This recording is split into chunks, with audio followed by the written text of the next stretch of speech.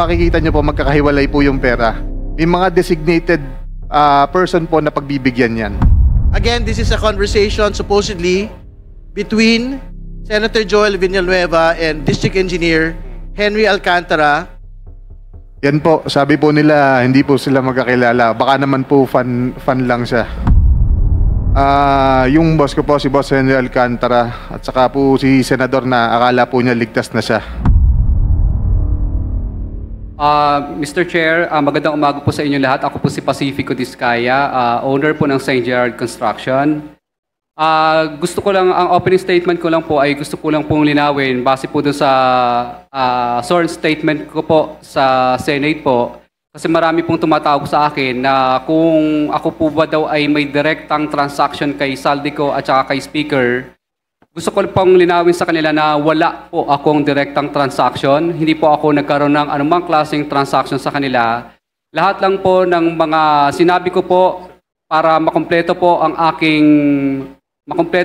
aking sworn statement ay kaya nabanggit po ang mga pangalan na yon dahil yun po ang madalas na sinasabi ng mga kausap ko po ng politiko.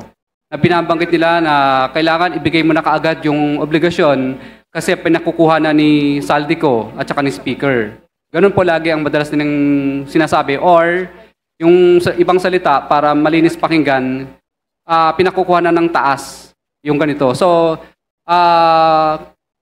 marami pong pagkakataon sa mga nabanggit ko na madalas po nilang gamitin po ang pangalan po ni Saldico at saka ni Speaker. Kaya nga po, ako po ay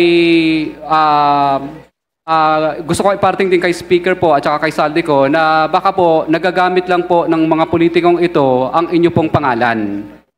Kumbaga, para makakuha o ano po maklaseng bagay. Pero wala po akong direct na unawa or capacity na masabi na talagang kay Speaker po napupunta yon o kay Saldico. Kundi yun lang po ang mga binabanggit ng mga politikong nakakausap ko.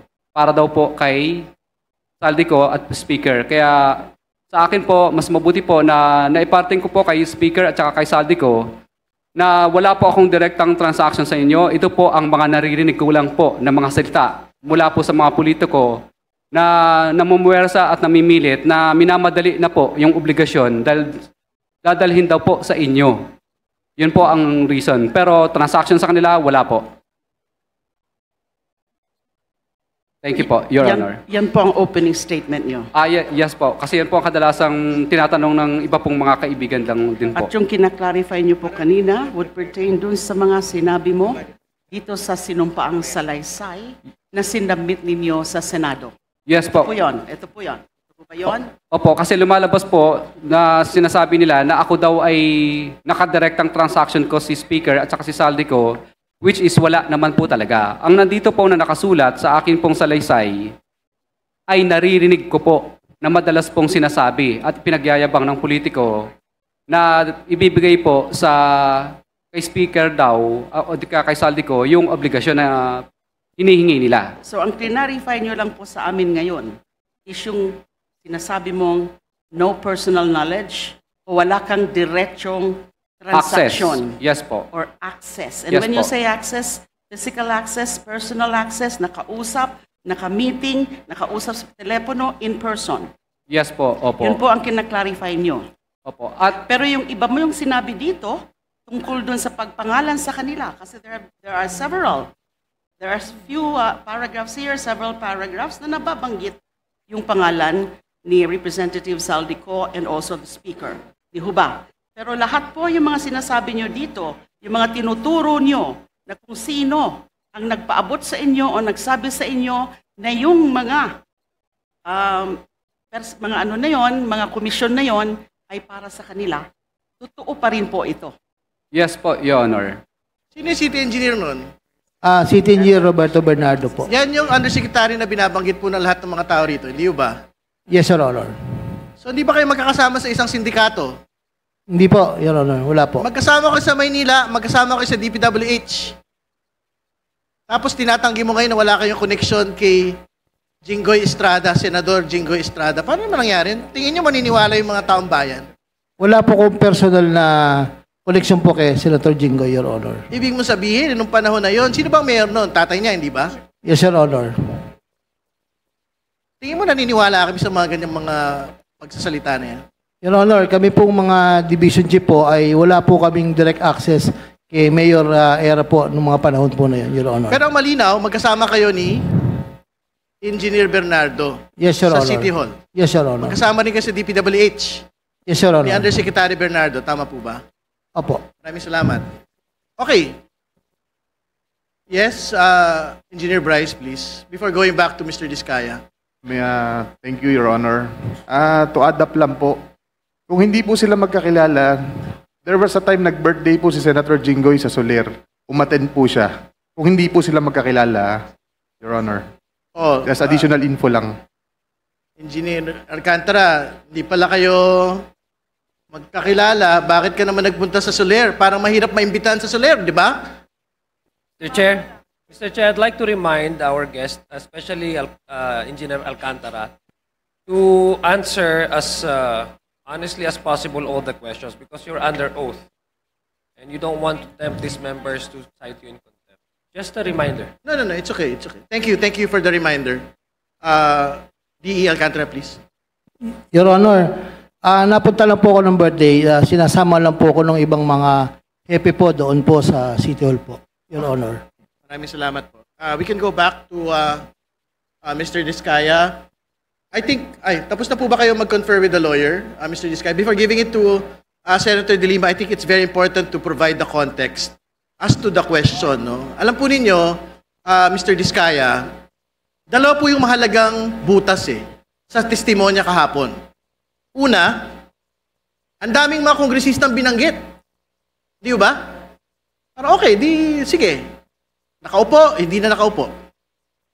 Pero nakakapagtaka na malaki kayong kontratista sa panahon ng gobyerno ni President Noynoy Aquino, isa sa pinakamalaking kontratista sa panahon ni Pangulong Duterte, isa sa mga pinakamalaking kontratista, actually pinakamalaking flood control. Pag pinagsama-sama po lahat ng kumpanya ninyo, sa ilalim po ng gobyernong ito, pero walang kahit isang senador sa inyo pong sinumpaang salaysay. Yun po yung una. Pangalawa, sabi po ninyo kahapon, walang ledger kayong hawak sa listahan bago 2022.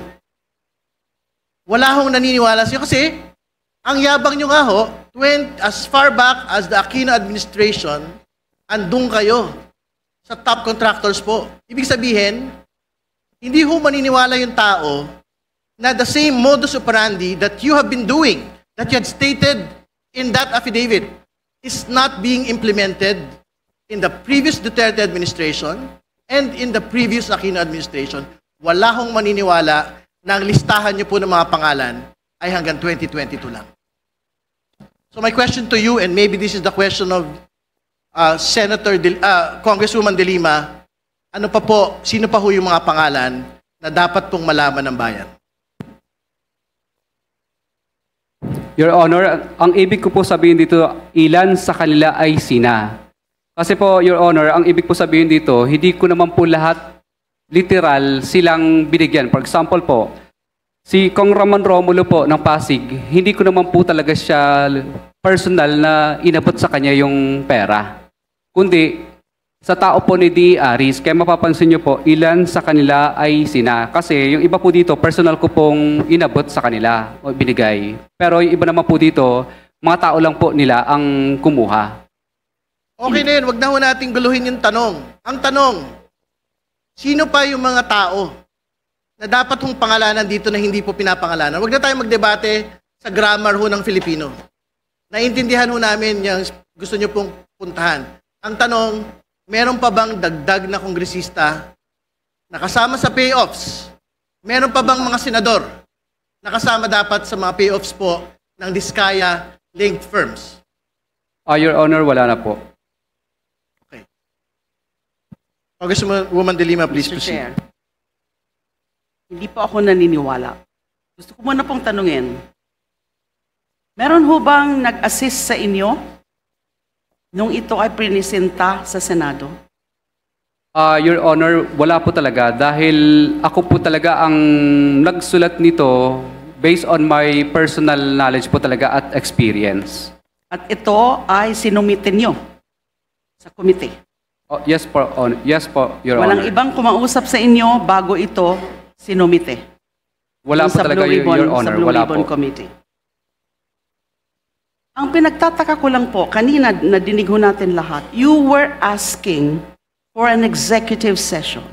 And you said something like, kasi natatakot ako para sa pamilya ko. And perhaps we can check it from the records, from the TSNs, the exact words or the exact sentences na sinabi nyo when you were requesting for executive session.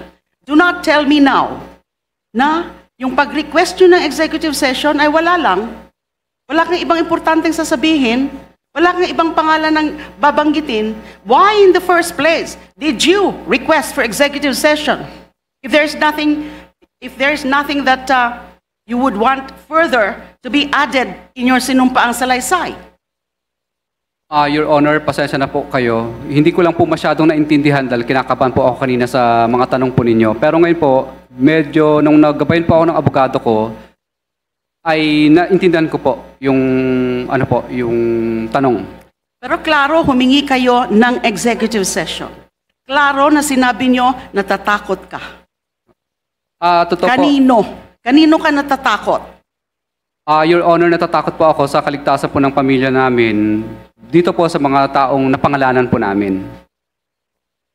So, bakit kailangan mo ng executive session na napangalanan mo na dito? Kung wala ka pang ibang idadagdag na importante at lalo na mga pangalan.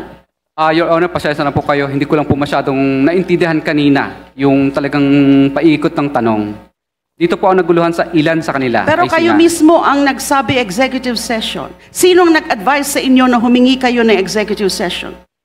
Your Honor, pasensya na po kayo. Hindi ako masyadong magaling sa legal. Kadalasan lang po, pag nanonood lang Sino po. po ang nagsabi sa inyo na humingi muna kayo ng executive session? It could not be your own idea. Kasi nga sabi mo, hindi mo naman naiintindihan. Wala po, Your Honor. Minsan naririnig ko lang po sa ibang mga napapanood ko sa YouTube, yung mga ganong klase ng Naiintindihan mo sagot. kung anong ibig sabihin ng executive session? Kasi kung hindi mo naiintindihan yon, bakit mo babanggitin yon? Your Honor, pasensya na po kayo sa kanina na isagot ko. Pero ang sagot ko po ay ito na po lahat. Paano mo pinili yung mga pangalan na ito? Ano? Selected names mentioned and listed in your sworn statement. Paano nyo po pinili yung mga pangalan na ito? Ito po yung mga pangalan na ito po yung mga nakilala ko po at yung mga tao po nila na humingi. Sa paragraph 19, before paragraph 20, where you enumerated 17 or so members of the House of Representatives, sinabi niyo po dito, ito ay binibigay namin sa kanila ng cash. Ang bawat transaksyon ay may karampatang voucher at ledger na nagsasaad ng mga araw kung kailan nila ito natanggap. So meron kayong documentary evidence. Yes, Your Honor, meron po. Kung i-require namin na i-produce yung documentary evidence na yon, ledger and karampatang voucher. Ang makikita lang ba ho namin ay yung mga pangalan na nakalagay dito, 17 members of the House of Representatives. Your Honor, yes, mailalagay po dito. Pero yung iba po dito kasi ang tumanggap. Kaya mapapansin nyo, ilan sa kanila, ibig sabihin hindi sila lahat. Ilan sa kanila kasi po is yung mga tao lang po nila ang tumanggap. Hindi pa rin po ako satisfied tungkol sa bakit kayo in the first place humingi ng executive session. If you don't answer it properly, you'll be nearing a citation for contempt. Your Honor, hindi ko po masyadong naintindihan yung yung tanong po kanina. Because kasi kinakabahan po ako. it's a very relevant question, but you refuse to answer. By just saying that, na kinakabahan kayo. But it could not have just popped up from nowhere. Yung tungkol sa executive session. Kung hindi po pinag-usapan nyo na po ito ng inyong lawyer at kung sino man na humingi ka muna ng executive session para masabi mo yung buong katotohanan. And your oath now is the whole truth. Your Honor, pasensya na po kayo. Pero ito po, ang nakasulat na po ito na po lahat yun. Kanina, Mr. Chair, on record at in line dun sa questioning ni Representative De Lima, meron ng mga initial na mga binanggit si Mr. Diskaya. Kesyo merong papangalanan, tapos biglang atras, nagre-request ng executive session, tapos biglang atras, at seemingly nililito niya na itong kumiting ito sa pag-uncover ng katotohanan at paiwas na doon sa mga line of questioning na binabanggit ni Representative De Lima. So paano naman tayo magpo-proceed kung gano'n na consciously nililito ni Mr. Diskaya ang kumiting ito patungkol dito sa listahan ng mga sangkot ng mga politiko sa mga maanomalya at ghost flood control project. And in line with that, in Section 11, letter C, refusal to answer any relevant inquiry. So, I still move. Mr. Chair, with the kind indulgence of Congressman Eli, can Mr. say I something objected, about- Mr. Chair. If I could just explain. There's my an objection first by Congressman Flores. Can you state your objection? Yes, Mr. Chair. I understand the frustration of Congressman Eli, Mr. Chair. But I also understand the fact that the witness has been trying to explain and answer the questions thrown by Congresswoman De Lima. And there might be some confusion as to the Tagalog words used in the affidavit. I'm Bisaya also, Mr. Chair. And that could also happen to me. No? But the point is that he has not been evasive, Mr. Chair. He has been answering the questions, and the questions and the answers he might have been giving might be not to our liking and may frustrate us further, but he has still been answering, Mr. Chair. Mr. Chair, very quick manifestation. Mr. Chair, before we go on a vote, kasi merong objection, linawin lang po natin. Yung pong umaayaw sa contempt, hindi po ibig sabihin nun ay naniniwala tayo in toto sa mga sinasabi ni Diskaya. Posibleng meron siyang selective amnesia. However, it might send wrong signals sa iba pa nating resource person. With that, Mr. Chair, there was a motion, duly objected. I move that the chair... Wait, excuse me. It hasn't been seconded Chair, yet. Is there a Mr. Chair. second for this? Mr. Chair, can I be recognized for a while? Yes, Congressman Abante. But it has I just would to be like to request Yes, Congressman Eli, if we can defer the motion for a while so we can continue on with the questioning. I-defer muna. Pwede ba? Oh, can I request? Can I request Congressman Eli to defer the motion for a while so we can continue with the questioning? I think Congressman San Fernando wants the let's just vote to proceed with the proceed, division but- of the House, Okay, Mr. it's okay, but is there a second already? I do not hear a second.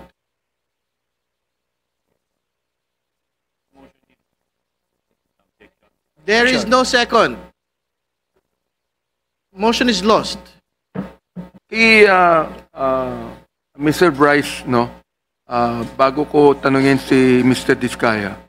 Mr. Bryce, naniniwala ka ba na mayroong existing syndicate within DPWH where ang mga USEC, ang mga DE, ang mga RD involved? And they are complicit in the practice of ghost projects and repetition of title of projects every NEP, ano? So that millions of government funds will be dispersed. Naniniwala ka ba na mayroong existing syndicate sa loob ng DPWH? Your Mr. Honor, Bryce. in my own opinion, base lang po to dun sa nakikita ko, yes po, Your Honor. Meron po. Kasama ka ba doon? Ako po, kagaya po ng sinabi ko, hindi po ako kumikilos ng hindi alam ng boss ko. Kumbaga lahat po So, ito utos sa sino akin ng ang boss boss ko. mo? Si Boss Henry Alcantara po. Isabihin, kasama si Henry Alcantara sa sindikato ng DPWH. Sa pagkakaalam ko po, opo. Okay, meron ba mga ilang pangalan na pwede mong sabihin sa amin kung sino-sino ang involved yan? Mula USEC, ha? Ang madalas ko po kasing naririnig sa kanya is si Yusek Robert Bernardo po. Diba? Wala po. Yun po ay ang sinasabi niya about sa mga senatorial funds. So, ibig sabihin, lahat ng kanyang sinabi kanina ay kasinungalingan. Yes, Your Honor. Okay. Oh. Now, okay na ba yung picture natin na sinabi ni Mr. Bryce? Mr. Chair, if may I, Engineer Bryce, yes.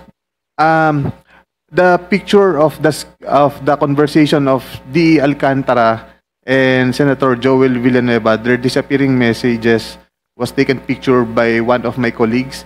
So if I may, can we ask him to explain? Ano yun, Mr. Bryce, Mr. Chair? The picture was taken by someone else, Congressman Abante. Kaya unang-una, sino nagbigay ng mga, sa picture na yan, napapakita mo, sino ang involved dyan? Ikaw ba? O si Mr. Alcantara? Si Mr. Alcantara po, kasi po disappearing messages siya, kaya medyo kailangan mabilis po ang pagbasa. So, pinictura na lang po para mabasa niya. Are we going to allow, Mr. Chair, the request of Mr. Bryce? Is your colleague with you here today? I think so, Mr. Chair. Can you state for the record the name of this person? Engineer JP Mendoza, Your Honor. Engineer JP Mendoza is directed to Did you take an oath, Mr. Chair? Mr. Chair, Mag-oath muna siya. Mr. Chair, just a clarification. Is Engineer JP Mendoza the one to explain the context of the pictures? Yes. He was the one who made, who took a picture of the disappearing message. Yes, and he can accurately explain it, Your Honor. Yes. We should also, We will administer the oath to him before proceeding. Is Engineer Mendoza here? Please proceed to the table. COMSEC is directed to administer the oath to Mr. Mendoza.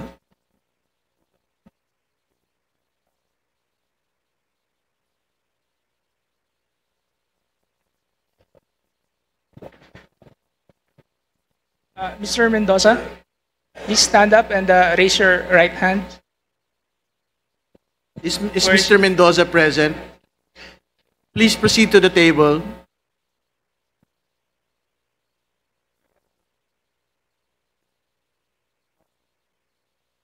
So that COMSEC may administer the oath.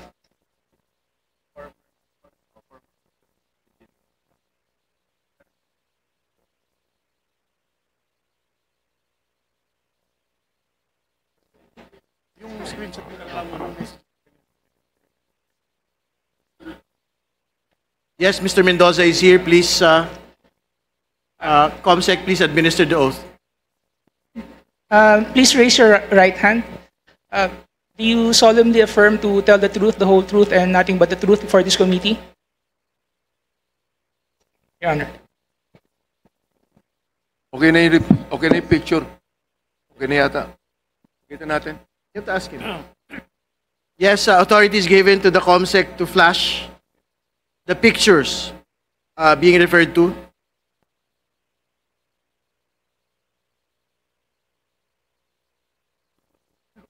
Who will provide the context of the picture?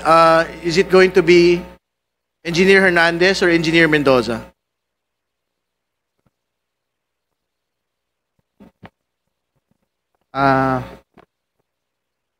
Your Honor, this picture was taken in the place of our friends.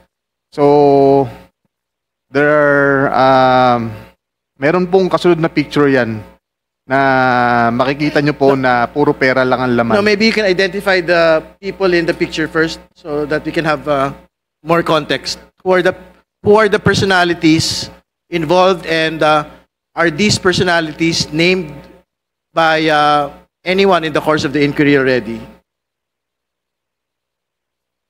Sino po yung mga nasa litrato? They are previous employees of Bulacan First Engineering District, Your Honor. Sino-sino po itong mga ito? Mga pangalan, kailangan po magbigay ng pangalan. Dating Assistant District Engineer po, Rafaelito Marcelo. Dati pong Maintenance Chief, Ernesto Daos. Planning Chief, Ernesto Galang. Administrative Officer, Evelyn De Jesus. Chief Ruben Santos ng Materials and Testing, at yung accountant po namin na si Chief Jun Mendoza, at saka si District Engineer Henry Alcantara po, ang aming boss, At saka po si Mr. Chair? si Yusek Robert Bernardo po. Would it be possible kung may isa-isa, kaya bang ma-point yung mga faces on the screen? Okay na yan siguro. I think everyone, the names had been stated already. It's okay, Congresswoman Ko. Thank you. Okay, we can proceed to the next picture, please. Yan po, sabi po nila, hindi po sila magkakilala. Baka naman po fan lang siya. Can we state for the record who the personalities in the picture are? Yung boss ko po, si Boss Henry Alcantara, at saka po si Senador na akala po niya ligtas na siya. Sorry, you have to have proper decorum, please. I'm we have to sorry. state for the record the name of the person and the occasion that we are talking about. I believe, Your Honor, ito po yung birthday sa Soler na ito nga po yung parang sa 10th po ng Soler ginawa yung birthday ni Senator Jinggoy Estrada po. Again, to be very clear, who are the personalities? Please state for the record in this picture. Si Boss Henry Alcantara po at saka po si Senator Jinggoy Estrada po. Thank you. Next picture, please. So again, these are pictures with known personalities during the birthday of Senator Jinggoy Estrada. Is this correct? To be honest, Your Honor, I do not know when this picture was taken, but I'm just trying to show that Mr. Alcantara, Engineer Henry Alcantara and Senator Jinggoy Estrada have met a couple of times already. And they appear, what do they appear? Do they appear close? And they appear super close, Your Honor. All right, thank you. Please proceed. Next picture, please.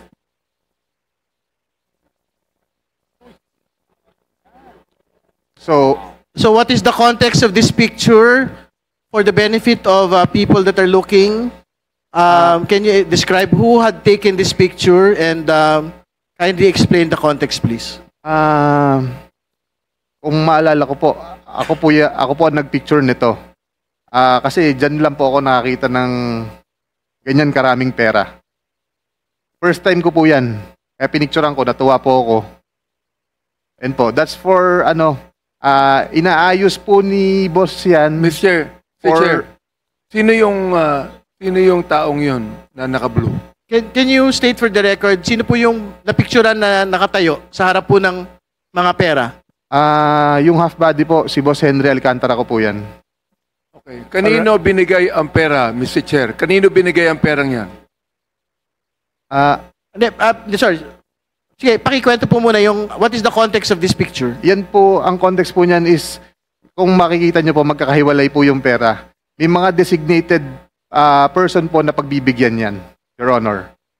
So, Can he name them kung sinong pagbibigyan ng mga perang yan? I'm sorry, Your Honor. Sino po daw yung pagbibigyan ng mga pera po na yan, supposedly? Ito na nga po yung sinasabi ni boss na sa mga... Alright, next picture please. Chair.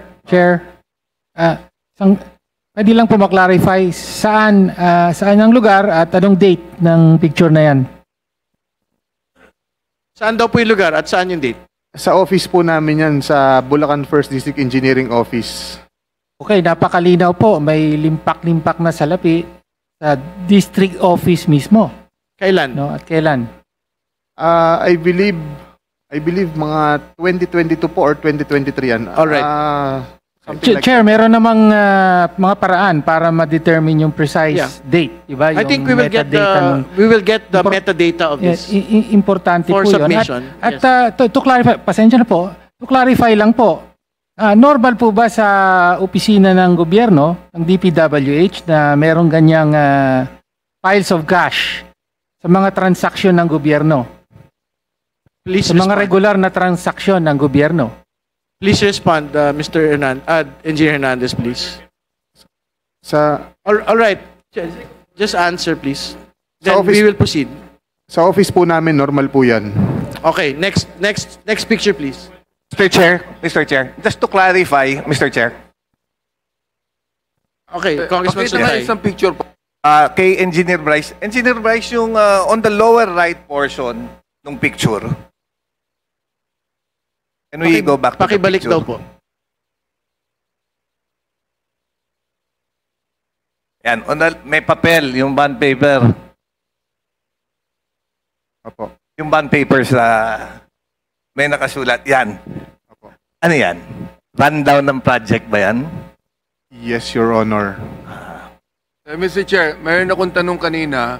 Alright. Sinabi niya, Next picture, please. sinabi niya na mayroong nakatoka na tatanggap niyan.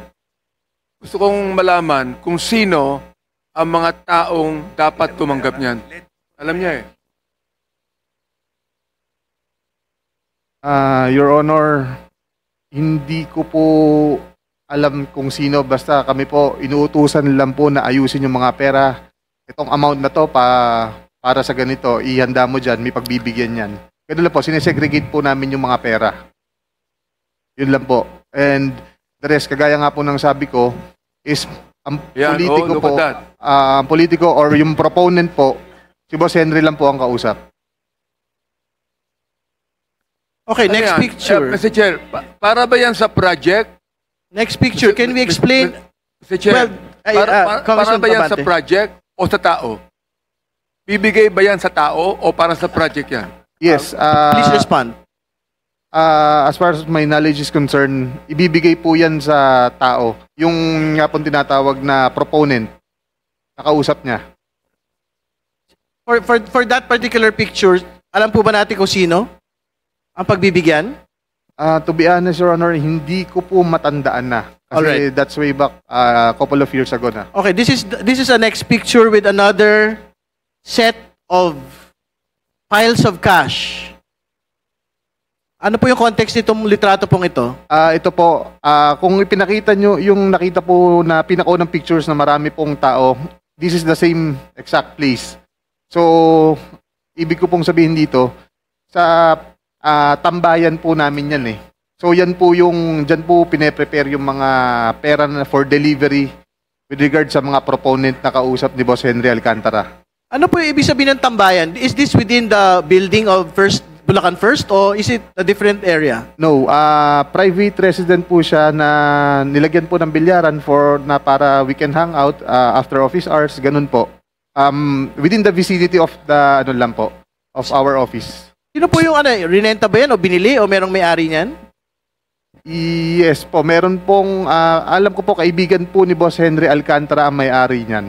Alright. Pero hindi po, first, to be clear, hindi po ito sa building ng Bulacan First. Yes po, hindi po yan sa building ng DPWH. At hindi naman din ho si D. Alcantara ang may-ari, ibang tao. Hindi po, Chair. hindi po si Boss Henry. Alright. Mr. Chair, gusto Congressman ko Benedict. tanungin si Engineer Alcantara tungkol sa mga bagay na yan, kung ina-accept niya o dinideny niya. Sapagkat kanina, kay marami siyang sinabing kasinungalingan eh. Engineer Alcantara. Sige, patapusin mo na daw yung mga litrato, Tapusin mo Congressman na. Benny. Meron ko ba? Meron pa? Please, kumpletuhin daw muna natin yung mga litrato. Next slide. Alright. There is a text. Your Honor, I think this is a Viber message. yes, that's disappearing message, Your Honor. Can you read, Engineer Bryce, the name of the person that is there, that is stated in the Viber message, and the content of the message, please? Your Honor, if may I recommend Engineer JP Mendoza to read the actual message because he's the one who took the photos personally from our Boss Henry Alcantara. Alright. Sige po, pakibasa na lang po. This is the final slide. Good afternoon, Your Honor. Before I proceed, kagaya rin po sana ng request ni Engineer Bryce kanina dahil medyo maselan po itong conversation na to, baka pwedeng mag-request din po sana ako ng security kung sakali. Yes po. The committee commits to the safety and security of the witnesses and resource persons who are here, who are committed to the truth, no? So the same will be granted to Engineer Mendoza. You may proceed. Thank you, sir. Sir, yung picture po na yan ay nung October 2023 na kung saan nagre-request po si Senator Joel ng yung mga binasa po ni Engineer Bryce ng flood control kanina na nakasaad doon sa context. 4 lang po yung napapicturan sa akin ng boss ko. Kumbaga, parang sa summary po na yan na sinasabi ni Senator Joel na mababa lang yung kanyang pondo, subalit siya ang majority floor, isa siyang majority floor leader siya nung that time and member siya ng Commission on Appointment. Okay. So, thank you for providing the context, but you have to state for the record who this person is. Is this Senator, nakalagay lang po kasi Sen Joel eh. So, is this the senator that we know? Joel Villanueva? Yes, sir. All right. Can you read for the record also the content, the specific content of the message? Again, naguguluhan ako bigla kay Sec. Parang nakalimutan ba niya? Number 1, prob sa flood control and all the efforts we put in. Number 2, for his CA, his budget this coming year, etc. He committed sa akin. Pinakamababang commitment ng DPWH Secretary.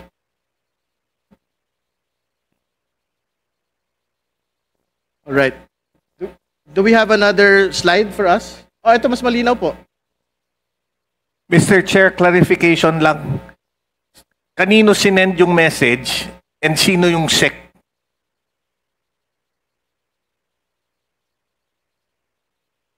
When dun sa message, you're referring to a SEC. Sino yung SEC? Secretary Manny Bunoan po. Okay. Kanino sinend yung message na yan? Kay Boss Henry po. Okay, Bakit kami kopya? Dahil disappearing message po yan, hindi po niya pwedeng screenshot. Pinapicturean po niya para mabasa po. Okay. Kanino pinapicturan? Sa akin po. Alright, thank you. So, phone to basically ni District Engineer Alcantara. Alright, next slide. Do we have other slides? Can we go back again? Go back to the pangalawang ano yan, di ba? Can we read for the record? Excuse me po. Mano. Can we ayan, second slide. Next slide. Yan. Can we read for the record what is in the second message? Para lang po malinaw. Again, this is a conversation supposedly between Senator Joel Villanueva and District Engineer Henry Alcantara, which is supposedly a disappearing message, no? Tapos pinicturean po. Pinapicturean kay Engineer JP Mendoza. Sige po. Can you read it for the record, please? For his CA, his budget this coming year, etc. He committed sa akin, pinakamababang commitment ng DPWH Secretary. Ngayon parang lumalabas same na ang 1 and 2. Pag-usapan namin, boss, bukas, boss. So, can relate to SEC po. Okay. All right. Thank you. Next slide. This is another slide which is the same context. All right. Sige po. Just read it for the record. This is another slide. Conversation between Senator Joel and District Engineer Henry Alcantara, taken by Engineer JP Mendoza. Sige po. Yes, boss. See you po bukas 6 p.m. sa GIL. Majority leader tayo, hindi kong or just one CA member. Yes, boss, I will. All right. That is clear. Next slide, please. May atraso DPWH sa Sorry, I have to provide the context. Again, this is another screenshot. This is the fourth picture. Conversation between Senator Joel Villanueva and District Engineer Henry Alcantara. Picture taken by Engineer JP Mendoza. Please proceed with reading the contents. May atraso DPWH sa akin, so if he treats me na isa lang issue, he's not respecting me.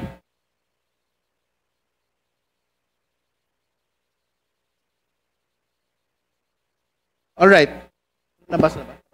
All right. Next slide, please.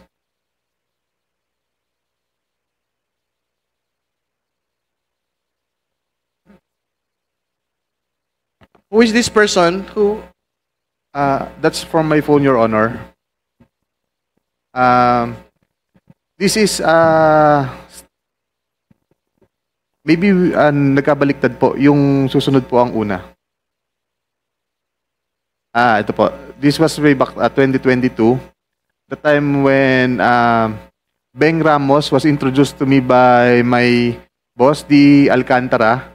And sinabi niya dito na may project na binigay si Boss Henry Alcantara sa kanya. So, from WJ Construction, yung ano po, yung tao. And related sa kanya si Miss Beng Ramos, which is staff of Senator Jinggoy. Dito po is conversation. So, excuse me, before proceeding, can we state for the record again who is Beng Ramos? Staff of Senator Jinggoy Estrada po. Staff of Senator Beng Ramos is a staff of Senator Jinggoy Estrada. Yes po, Your Honor. All right, please proceed. This was the time na meron pong project na binigay si Boss Henry Alcantara kay Miss Beng Ramos through Miss Mina of WJ Construction. So, yun po yung ginamit na license or contractor. At nandyan po yung pag-uusap kung kailan po magde-deliver ng obligasyon dahil kailangan po ni Boss Henry.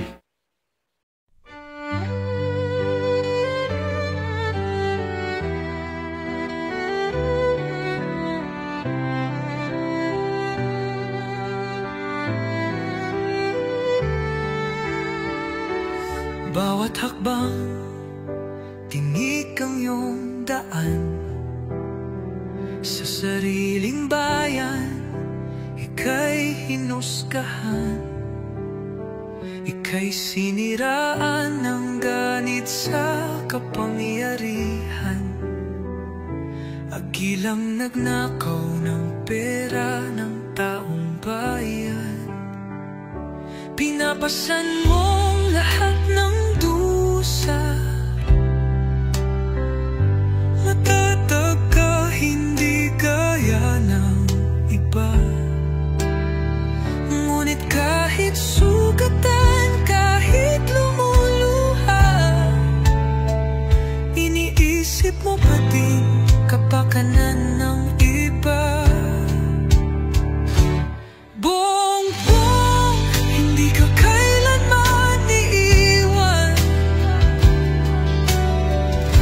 Loyalista hanggang dulo ay nandyan. Kasama mo kami sa lungkot mo at saya. Pagkat Pilipinas, ikaw ang pag-asa. Sa laot ng unos, ikaw ay nag-iisa. Iba'y nagbubunyi sa iyong pagdurusa. Ngunit lahat ngayon ay malinaw na. Katulong mo ang Diyos, nag-iba sila. Ipinaglaban mo ang lahing sinumpaan. Nagkalat peking balita sa mamayan. Binabaliktad nila ang katotohanan, pero hindi na naig ang kanilang kadiliman. Bongbong, hindi ka kailanman iiwan. Loyalistang hanggang dulo ay nandyan. Kasama mo kami sa lungkot mo at saya. Pagkat Pilipinas, ikaw ang pag-asa. Ikinuhit ng kasaysayan ng pangalan mong dalisay. Ngunit bakit tila nais kang burahin at si Apolacay?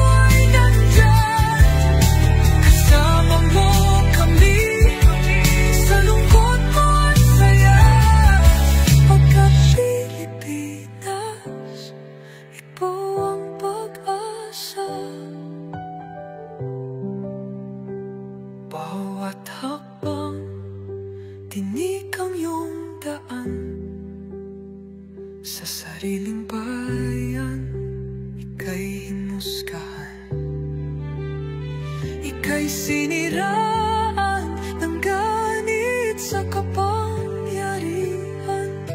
Hakilang nagnakaw ng pera ng taong bayan.